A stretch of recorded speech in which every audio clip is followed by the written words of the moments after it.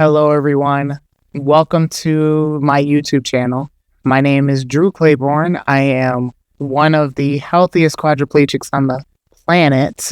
I get to live a high quality of life through all my adversity, and I am here to educate and advocate for people with spinal cord injuries and other forms of paralysis. In this video, I want to show you guys what it's like driving as a quadriplegic, what it feels like with the bumps on the road, how well and stable my chair is, and give some pointers about what you can do to make driving a little bit easier. Before we get into the video though, I want to tell you guys about the Drew Crew. The Drew Crew charitable organization is a grassroots fundraising nonprofit that raises money for people with brain and spinal cord injury.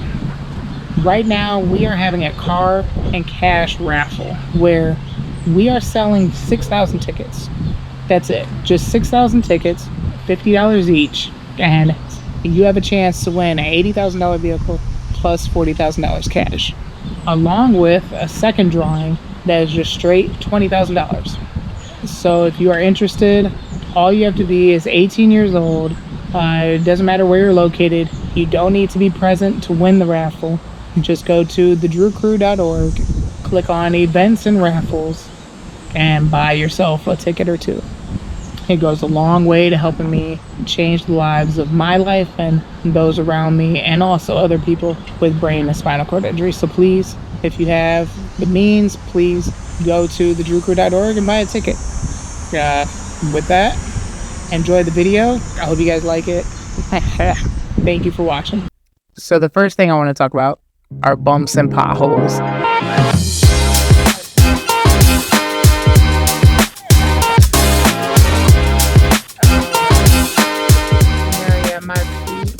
Every time I hit a bump, every time I hit a groove on the road, I feel it. My chair bounces around, and it almost feels like I can literally feel every little groove and bump in the cement.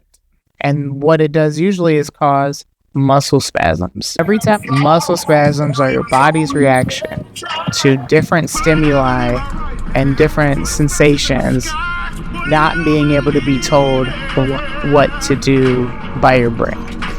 Every time, for a normal able-bodied person, your body has all these sensory nerves, temperature, motor sensation, all these things. And every time it feels something, it sends a signal to your brain, and your brain tells your body how to react to that sensation.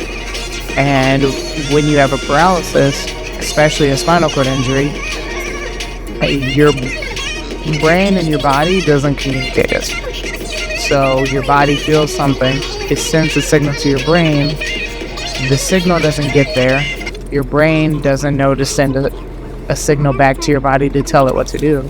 So the body just kind of acts on its own. And one of the main reactions of sensation are muscle spasms, which I kind of joke around, just say, our bodies are kind of stupid without our brains. They don't know what to do, and they just kind of do whatever. One of the main questions I get a lot, do spasms hurt?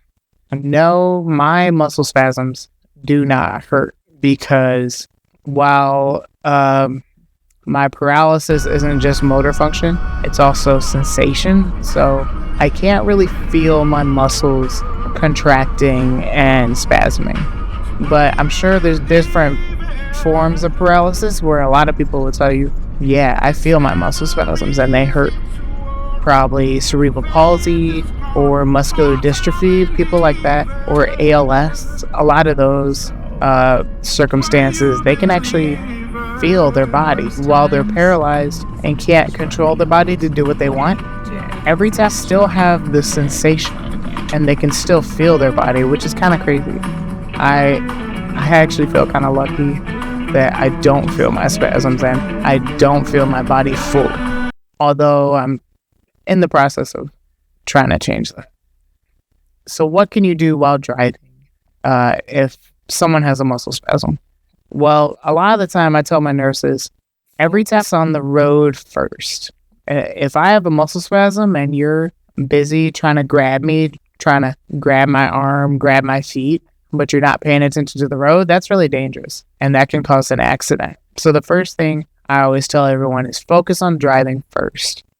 Every time is one of the more dangerous things that can happen is because I'm on a ventilator, my muscle spasms, my hands love to grab shit. They will grab anything they can. So when I spasm and my hand goes in my lap, if my hand goes onto my tube, I will actually grab my tube and yank it out from my throat. Every time, and then I won't be breathing.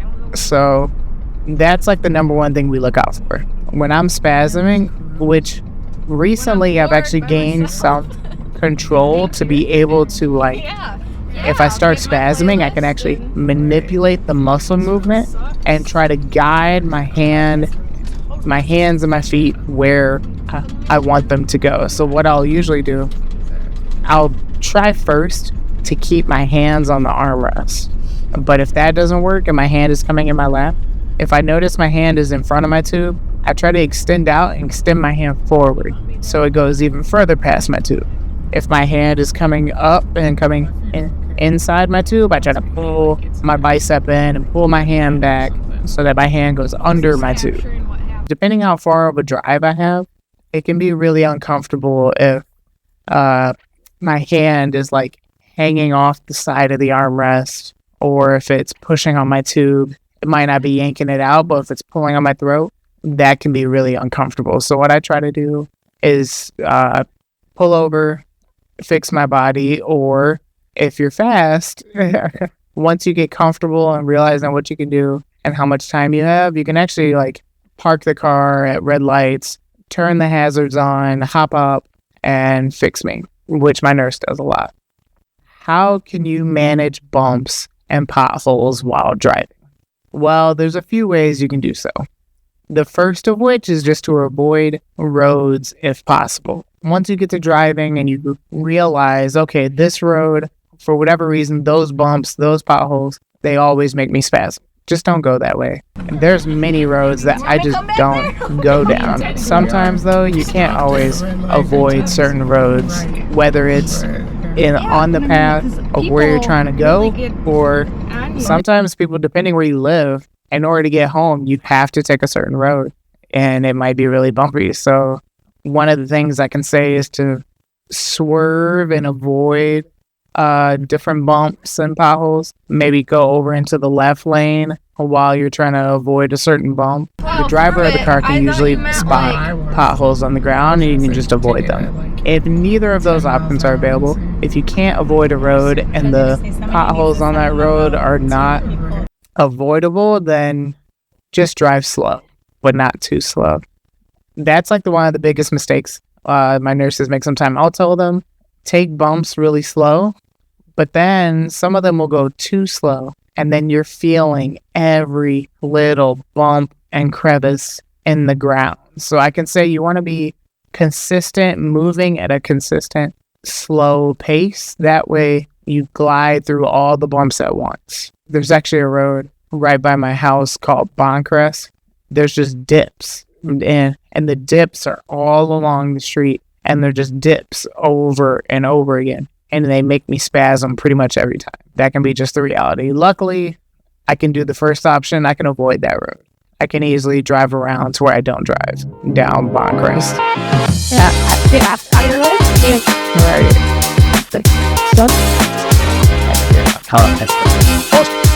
Yeah. Every time turns, I am telling you, go slow.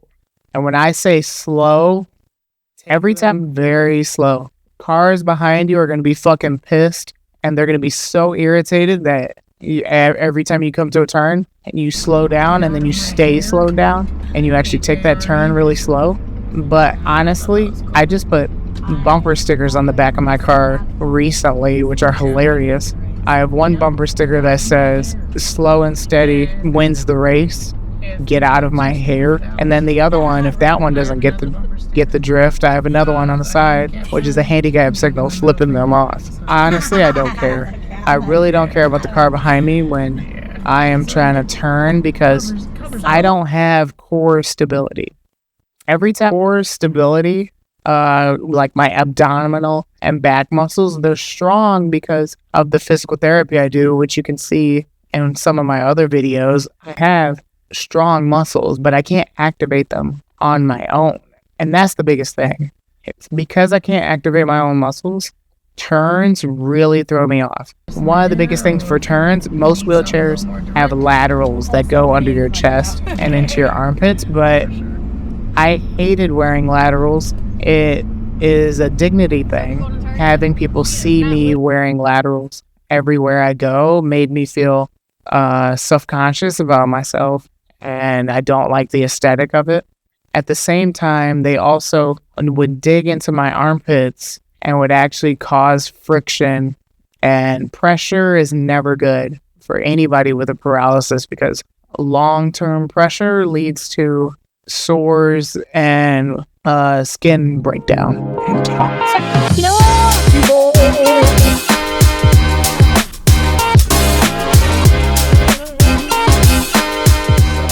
Because when you're taking off, just be soft on that gas.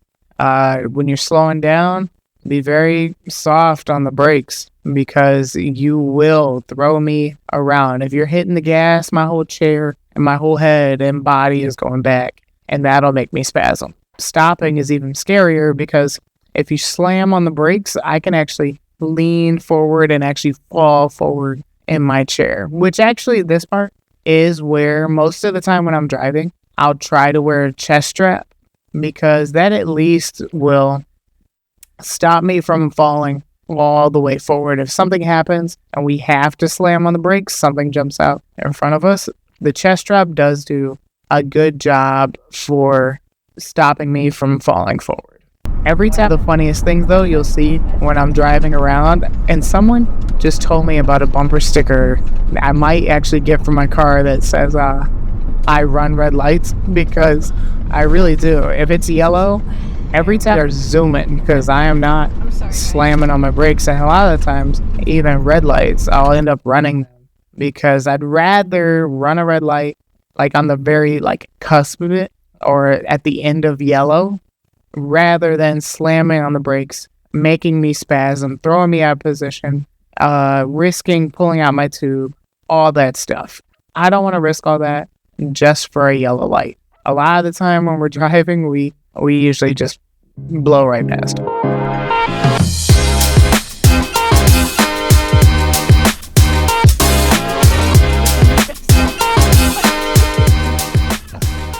Every time after my accident, I actually despise driving because of a lot of these reasons. Because I know early on I was so strict on all my nurses, all my family members, anybody driving me. I was so critical on how they drove and what they did while driving. But these days I've become more lenient. I've gotten used to some of those inconveniences, and honestly, every time it's worth it. It's worth it for me to be able to get out the house, for me to be able to live a normal life, for me to be able to go see friends and go to concerts and go to church on Sundays and go get out of the house and have a community of people. It's absolutely worth it. I know a lot of people who, because of the inconveniency, they will actually stay home most of the time, and that's not good. Staring at the same four walls all day, you become irritable, you become a worse version of yourself because of that. And it actually puts a lot of strain on your family, your loved ones, caregivers. If you're not doing the things you need to do to stay in the right mindset, especially with a paralysis or any type of disability, it can cause a lot of problems in your life. So I think it's worth it. I know a lot of people with disabilities do not own their own vehicle, which is a travesty. And there's over 2 million people seeking out their own transportation right now who are in wheelchairs. And that is an insane number. And For me and my nonprofit, if I'm able to alleviate that, if I'm able to help purchase vehicles for people as we grow, get bigger, and raise money, that is one of the biggest things I think I can do for my community. And that's something I want to do. For people who don't have their own transportation, I would say use a transportation company. A lot of the time, insurance will pay for transportation. Unfortunately, a lot of that insurance only pays for every time medical visits and physical therapy and things like that, which really sucks. Hey, if insurance will pay once or twice a week for you to go to physical therapy, get out of the house, go drive around, and in that meantime of that drive, maybe you can stop for lunch and convince the driver, hey, I need to grab this, I need to do that, whatever. Hey, do it. Do whatever is possible. But focus on what you can do, not what you can't do. And then for anybody who lives in a city with public transportation, I feel like majority of cities with public transportation, the buses are actually accessible. Don't let the inconveniences of others stop you from living your life. And that's honestly my experience of driving in a wheelchair. Every time, it's also not fun. It's liberating. It's also very inconvenient and uncomfortable. It's kind of a little bit of everything. At the same time, go live your life.